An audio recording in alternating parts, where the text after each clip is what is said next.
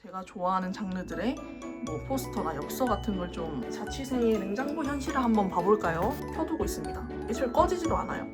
제가 좋아하는 장르들의 아크릴을 여기는 세워뒀습니다. 네, 당연히 완전 포화 상태입니다. 이렇게 아주 좋은 느낌을 줍니다. 못했다면 저는 그날 객사를 하지 않았을까라는 생각이 있습니다. 이거 진짜 제가 정말 후회하는 점. 그래서 제가 사용한 초기 비용은 안녕하세요 여러분. 오랜만에 이렇게 영상을 찍게 되었는데요. 제가 한동안 영상을 못 올렸던 이유는 바로 제가 저번 주에 JLPT 시험을 치고 왔기 때문입니다. 네, 드디어 N1 시험을 치고 왔는데요.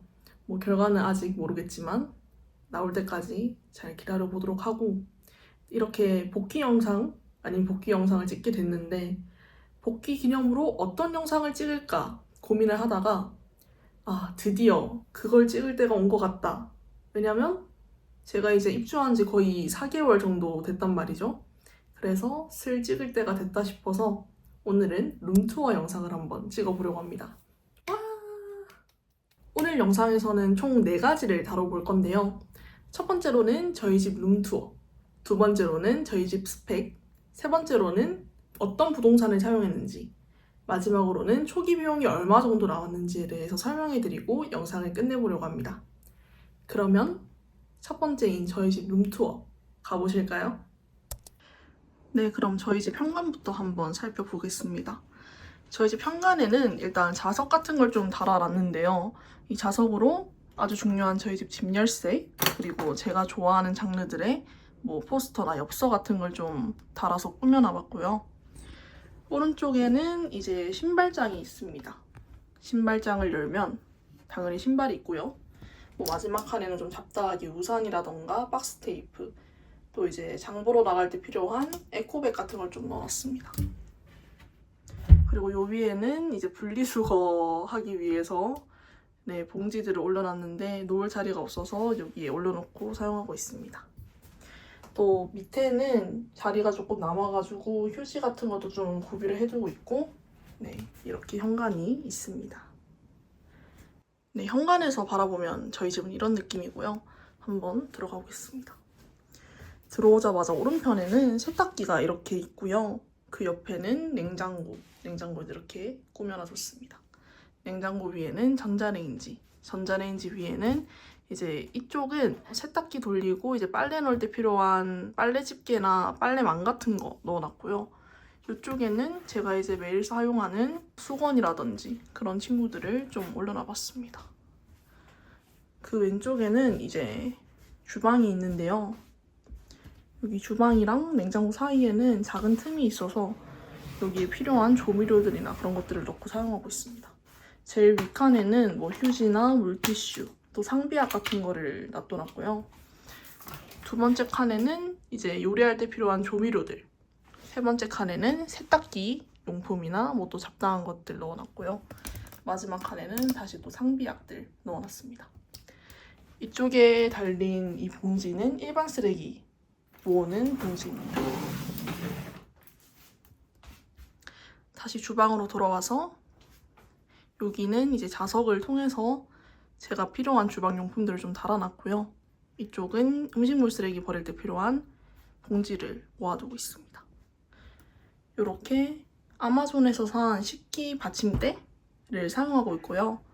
뭐 음식물망, 또 세제랑 다 그렇게 구비를 해두고 있습니다. 간소하죠? 그리고 제가 집 볼 때 가장 중요하게 생각했던 게 이 가스레인지인데요. 이제 일본은 가스레인지 말고도 인덕션 사용하는 곳들이 많잖아요. 근데 제가 인덕션보다는 가스레인지를 선호하는 편이라서 가스레인지 2구 이상 있는 집을 아주 고심해서 골랐습니다. 위에는 이렇게 환풍기도 잘 되어 있고요. 이렇게 램프 같은 것도 잘 켤 수가 있습니다. 주방 위쪽에는 이제 수납 공간이 있는데요. 여기가 이제 제가 먹을 음식들을 좀 비축을 해두는 곳입니다. 네, 저 위에는 뭐 김이라든지 미소시루, 또 햇반이 있고요. 뭐 라면이라든지 과자라든지 뭐 그런 아이들을 다 넣어두고 있습니다.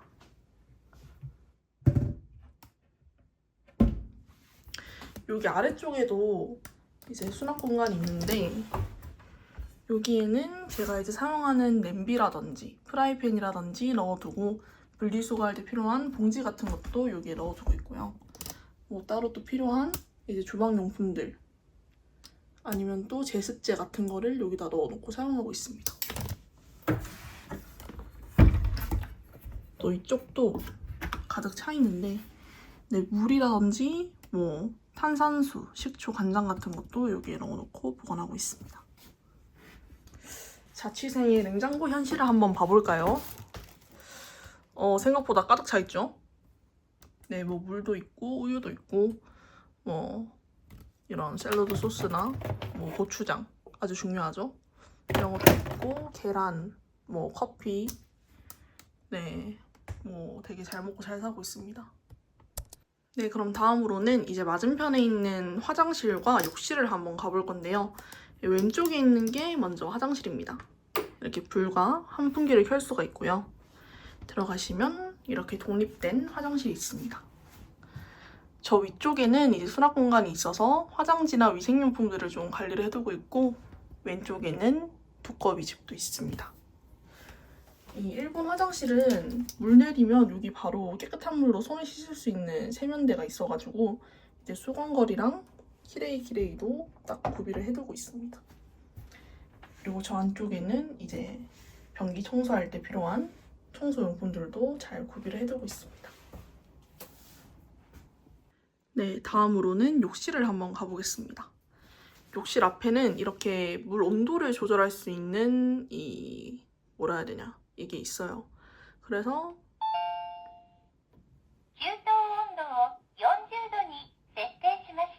네, 이런 식으로 이제 계절에 맞춰서 온수를 조절해서 사용할 수가 있고요. 요 두 개는 그 욕조에 물 받아놓고 좀 데우는 그런 온천 기능인데 뭐 딱히 써보진 않았습니다. 네, 들어가 볼게요. 짠! 네, 이렇게 아주 협소한 저의 욕실이 나오는데 먼저 세면대가 나옵니다. 이 큰 전신 거울이 있어서 제가 따로 전신 거울은 사지 않았고요. 네, 덕분에 매일 아침마다 잘 사용하고 있습니다. 네, 왼쪽에는 이렇게 수건도 달아줬고요. 여기 간이 받침대로 키레이 폼클렌징 괄사 같은 것도 세워줬습니다. 오른편에는 이제 뭐 미스트라든지 화장 지우는 용품들, 뭐 헤어 에센스, 뭐 렌즈, 리뉴, 칫솔 같은 것들 잘 달아뒀고요. 여기 보이는 이 콘센트로 이제 드라이기나 고데기를 꽂아서 사용하고 있습니다. 또 이렇게 불도 켤 수가 있어서 화장할 때 아주 잘 쓰고 있습니다. 여기 오른편에는 약간 남는 공간이 있어서 청소할 때 필요한 밀대랑 또 제가 실내 건조를 항상 한단 말이죠. 그래서 실내 건조할 때 필요한 옷걸이들도 여기다가 정리해뒀습니다. 여기 밑에는 이제 또 수납 공간이 있는데요. 네, 드라이기나 고데기 같은 것들 여기다가 정리해두고 쓰고 있고요. 뭐 샴푸나 트리트먼트, 바디워시에 리필 같은 거나 아니면 입욕제 같은 것도 여기다가 두고 사용하고 있습니다. 다음으로 세면대 오른편에 있는 욕실을 한번 들어가 보겠습니다. 먼저 욕실 앞에는 이렇게 버튼이 아주 많은데요. 먼저 뭐 이거는 24시간 환기라고 이제 환기를 계속해서 시켜주는 그런 기능이고 이건 항상 켜두고 있습니다. 애초에 꺼지지도 않아요. 잠시 꺼지기만 하고 계속 돌아가더라고요. 그래서 이거는 항상 켜두고 있고요.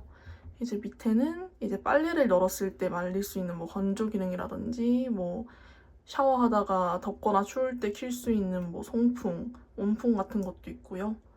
요 밑에는 이제 이런 건조 기능을 사용할 때 몇 시간 정도 켜놓을지 운동 시간을 정할 수 있습니다. 그러면 한번 들어가 볼까요? 제가 좀 전에 샤워해서 물이 좀 많네요. 이렇게 밀면 문이 열립니다. 네, 이렇게 저희 집 욕실이 있고요. 여기 거울 옆에는 뭐 폼클렌징, 스크럽 아니면 뭐 청소용품 같은 거를 달아뒀고요. 여기 아래에는 제가 이제 씻을 때 필요한 샴푸, 트리트먼트, 바디워시 또 이쪽에는 바디 타월이랑 바디 로션 달아놓고 사용하고 있습니다. 저 위에 있는 봉들이 이제 제가 실내 건조할 때 사용하는 그 빨래대인데요. 저기에다가 이제 옷가지들을 걸어두고 여기서 건조 기능을 누르면은 저 위쪽에서 따뜻한 바람이 나오면서 이 욕실 자체가 건조기가 되는 그런 기능을 하고 있습니다. 아주 좋아요. 정말 한 3시간이면 다 말라서 정말 한국에도 있으면 좋겠다 싶은 기능입니다. 정말 짱. 네, 그럼 마지막으로 제 방을 한번 살펴보겠습니다. 이렇게 문을 열고 들어가면 짠! 제 아늑한 방이 나옵니다. 왼편부터 한번 보시면 왼편에는 제가 자는 공간이고요. 여기 매트리스랑 밑에는 스노코를 깔아놨는데 이거 2개는 니토리에서 구매를 했습니다. 그리고 저 위에 있는 노란 베개랑 노란 깔개도 니토리에서 구매를 했고요. 여기 지금 냉감 패드랑 이불은 아마존에서 구매를 했습니다. 제가 좋아하는 캐릭터 인형들도 이렇게 있고요. 매트리스 밑에는 트롤리를 하나 뒀는데요. 제일 윗칸에는 화장품이랑 향수 같은 것들, 2번째 칸에는 전자기기 같은 것들, 3번째 칸에는 아주 중요한 벌레 퇴치용품을 구비해뒀습니다. 요거는 다이소에서 산 쓰레기통입니다. 그리고 제가 밤마다 사용하는 폼롤러도 여기 하나 놔둬놨고요. 그 오른쪽에는 이제 제가 가장 많은 시간을 보내고 있는 책상이 나옵니다. 그리고 제가 좋아하는 것들로 아주 아기자기하게 잘 꾸며놨습니다. 이 오른편에는 제가 좋아하는 장르들의 포스터나 그런 것들을 붙여놨고요.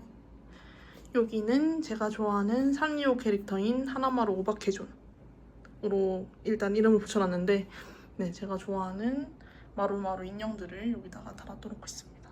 다른 장르들도 여기 다 쑤셔놓고 있어요. 또 여기는 가장 중요한 제 노트북과 작업하는 자리, 왼편에도 이렇게 포스터 같은 것들 붙여놨고 제가 좋아하는 장르들의 아크릴을 여기는 세워뒀습니다. 짠, 예쁘죠? 저는 이런 아이들을 좋아합니다. 야하. 그 왼편에는 이제 공부할 때 필요한 이런 스탠드도 하나 있고요. 아이패드랑 등등 올려놨습니다. 이 책상은 아마존에서 샀던 것 같고 이 의자도 아마존에서 샀던 것 같습니다. 책상 아래에도 생필품 같은 거, 필기구 이런 거 놔둬놨고요. 네, 마지막 칸에도 이런 잡다한 것들을 세워두고 있습니다. 책상 아래에는 저를 괴롭혔던 JLPT 책들도 있고요. 오른쪽에도 트롤리를 하나 놔둬놨는데 아까 말씀드렸다시피 제가 좋아하는 아이들, 인형이나 그런 거, 또 만화책 이런 아이들을 세워두고 있습니다. 책상 밑에는 그 기스 방지 그거를 붙여놨거든요. 스티커를 붙여놨는데 의자나 이런 것 때문에 혹시 기스가 날까봐 아마존에서 산 러그도 하나 깔아뒀습니다. 여름에는 조금 덥긴 한데 그래도 기스가 안 나는 게 중요하니까 깔아뒀습니다. 저희 집이 정남향이라서 햇빛이 정말 잘 들거든요. 근데 지금은 제 프라이버시도 있고 거주 공간이 공개가 되면 안 되니까 이렇게 아마존에서 산 커튼을 달아놓고 있습니다. 위편에는 저를 아주 시원하게 해주는 에어컨도 있고요. 물론 히터도 됩니다. 뒤에는 선풍기도 하나 있고요. 요거는 제가 이제 밤에 해가 지면 계속 틀어놓고 있는 니토리에서 산 전등입니다. 아주 좋아요. 굿. 이렇게 불을 켜면 이렇게 아주 좋은 느낌을 줍니다. 전기세도 그렇게 많이 안 나와서 아주 잘 쓰고 있어요. 네, 마지막으로는 저희 집의 거의 유일한 수납 공간인 여기 붙박이장이 있는데요. 열어보면은 당연히 완전 포화 상태입니다. 옷이라든지 아니면 또 겨울 옷들 압축팩에 넣어놨고 또 제 겨울 이불이라든지 아니면은 또 손님용 이불까지도 압축팩에 다 이렇게 넣어놨기 때문에 완전 포화 상태예요. 원래는 캐리어 안에 저거 넣어놓고 캐리어를 위에 올려놨었는데 밑으로 꺼내기가 너무 힘들어가지고 그냥 캐리어는 바깥에 처박아두고 있어요. 그러니 여러분들은 꼭 수납 공간이 많은 집을 가시길 바랍니다. 꼭이요. 제가 베란다는 다는 못 보여드리지만 이렇게 아주 조그만한 베란다도 있습니다. 네, 그러면 룸투어는 여기까지 하도록 하고 이제부터 스펙에 대해서 말씀을 드려보겠습니다. 우선 제가 원했던 스펙에 대해서 말씀을 드리자면 일단 초기 비용이 20만 엔 이하, 또 입주 시기는 2026년 2월 중순에서 말에 입주하기를 원했고요. 월세는 관리비 포함 6.5만 원. 또 시키킹이나 레이킹이 없는 곳, 1년 채용 시 위약금이 없는 곳을 우선으로 선택했습니다. 집 위치는 남바역까지 지하철 환승 없이 20분 이내로 갈 수 있는 곳, 또 주변역이 도보 5분 내에 있는 곳이면 좋겠다고 생각했습니다. 또 편의점이나 마트가 도보 5분 내에는 있으면 좋겠다는 것도 조건으로 걸어섰습니다. 방 유형이나 크기에 대해서는 일단 1K, 방 평수의 실평수가 6.5조 이상인 곳을 택했습니다. 또 집과 관련해서 치안이 좋은 곳, 제일 중요하죠. 치안이 좋은 곳인지를 정말 우선적으로 생각했고요. 2010년대 이후 지어진 건물, 또 철근이나 철골 콘크리트를 사용하는 건물이면 좋겠다고 말씀드렸습니다. 목조 건물이 되게 많잖아요. 근데 목조 건물은 이제 벌레 같은 게 굉장히 많이 나올 수 있다는 말을 들어서 무조건 철근이나 철골로 가고 싶다고 생각했습니다. 또 맨션 아래층 1층에 음식점이 없고 집이 최소 5층 이상, 그리고 엘리베이터가 있는 곳이면 좋겠다고 말씀드렸습니다. 또 창밖으로는 건물이 절대 가리지 않는 곳, 중요하다고 이것도 말씀을 드렸고요. 남향 건물이면 좋겠다고 말씀드렸습니다. 그리고 뭐 당연한 거지만 실내 세탁기면 좋겠다. 그리고 인터넷 무료 사용, 또 에어컨이나 히터가 이미 달려있는 집, 또 1층에는 택배 박스가 구비되어 있는지, 쓰레기 24시간 배출 가능한 곳인지, 또 1층에는 오토록으로 방범이 잘 되어 있는지, 화구는 도시가스로 2개 이상, 이렇게 조건을 드렸었습니다. 네, 이렇게 아주 많은 조건이 있죠. 이 조건들이 어떻게 됐냐? 결국 저는 하나 빼고 다 제가 원하는 곳으로 오게 되었는데요. 안 지켜진 하나가 무엇이냐? 바로 월세였습니다. 야칭이었는데요. 제가 원했던 거는 이제 월세가 관리비 포함 6.5만 원 이하 이거였는데 현재 저희 집은 관리비 포함 7.7만 원 정도 내고 있습니다. 비싸죠? 그치만 이 집이 지어진 지 얼마 안 됐기도 하고 되게 주변 인프라도 너무 좋고, 네, 그리고 애초에 제가 구할 때쯤에 오사카 월세가 다들 많이 올랐다고 하더라고요.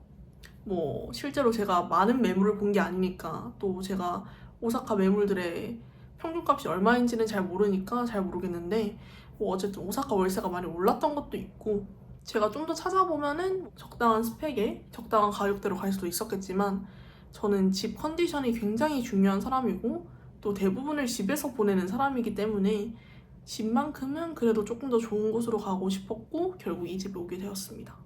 그리고 굉장히 만족하고 있습니다. 네, 그럼 다음으로는 부동산 이야기로 넘어가 보겠습니다. 우선 저는 컨택을 한 곳이랑밖에 안 했었거든요. 그 이유는 제가 2월 중순에 입주를 희망했는데 제 개인 사정으로 이제 부동산을 통해서 집을 알아보는 게 굉장히 늦어졌어요.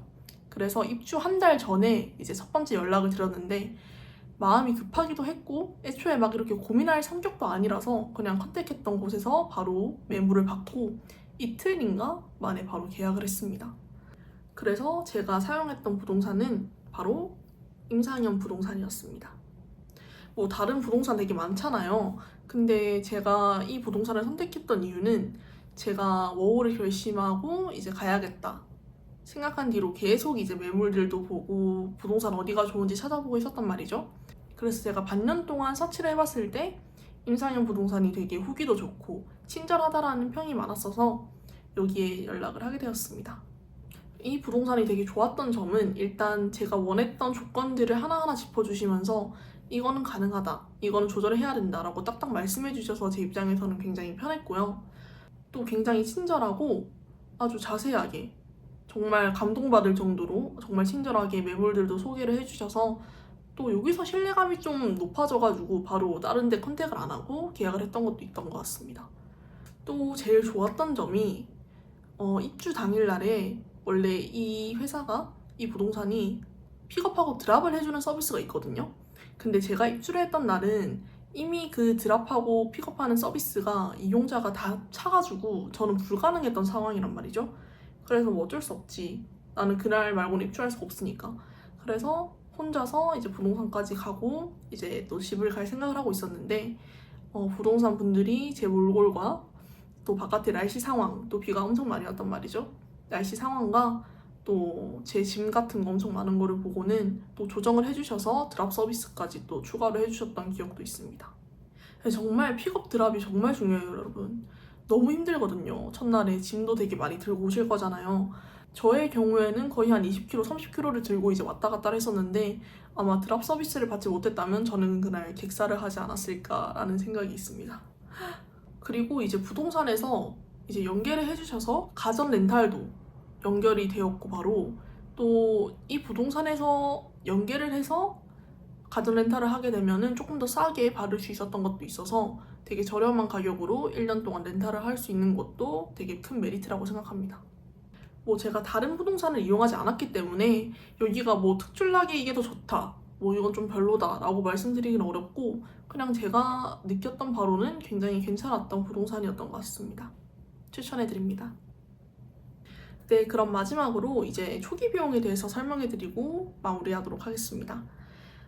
여기서 일단 제가 말하는 초기 비용은 부동산 초기 비용, 또 이제 출국 전에 필요한 비용, 또 출국하고 나서 1, 2주 동안 드는 비용을 합산을 해서 초기 비용이라고 생각을 하고 말씀드릴게요. 우선 부동산 초기 비용입니다. 저 같은 경우에는 2월 중순에 입주를 해서 2월달 1할 계산분의 월세와 3월달 분의 월세를 같이 합산을 해서 초기 비용으로 냈는데요.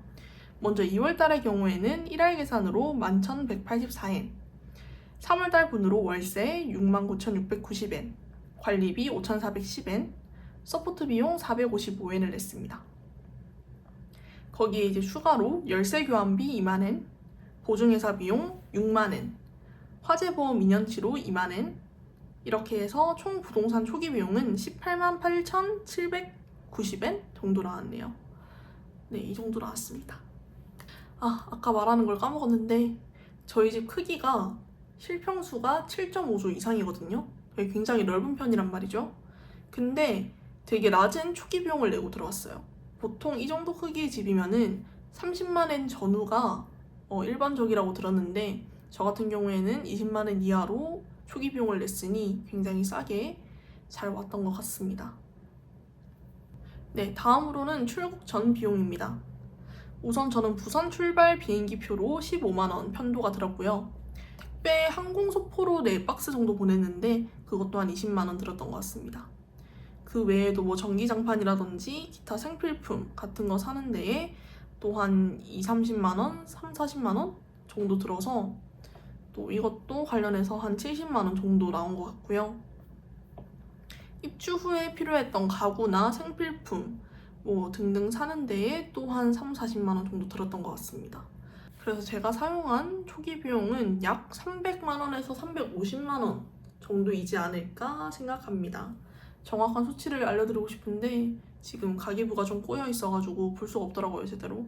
그래서 제가 가지고 있던 정보들을 바탕으로 봤을 때 한 330만원, 350만원 정도 들었던 것 같습니다. 뭐 사실 초기 비용 같은 경우에는 사람마다 정말 천차만별일 것 같긴 하거든요. 우선 저 같은 경우에도 부동산 초기 비용이 일단 낮게 나왔기 때문에 조금 더 싸게 나온 감이 있긴 한데 여기에 플러스로 뭐 비행기 표라든지 택배 박스를 몇 박스 보내시는지 뭐 등등 생필품을 또 얼만큼 준비해서 오시는지에 따라서 사람마다 정말 다를 거란 말이죠. 그래서 제가 말한 초기 비용 같은 경우에도 조금 감안해서 생각해 주시고 봐주시기 바랍니다. 추가로 여러분들에게 해드리고 싶은 말은 오실 때 너무 많은 짐을 들고 오지 마세요. 이거 진짜 제가 정말 후회하는 점. 뭐 옷 같은 것도 와서 사시고 뭐 생필품 같은 것도 다 똑같은 나라, 다 똑같은 사람 사는 곳이니까 다 팝니다. 그러니까 무겁게 오지 마세요, 제발. 네, 정말 가볍게 오시길 추천드립니다. 네, 제가 해드릴 말은 여기까지인 것 같고요. 다들 재밌게 보셨길 바라며 또 많은 도움이 되었길 바라며 저는 다음에는 이제 또 다시 브이로그로 돌아오도록 하겠습니다. 영상 마음에 드셨다면 구독 한 번씩 부탁드려요. 다들 안녕.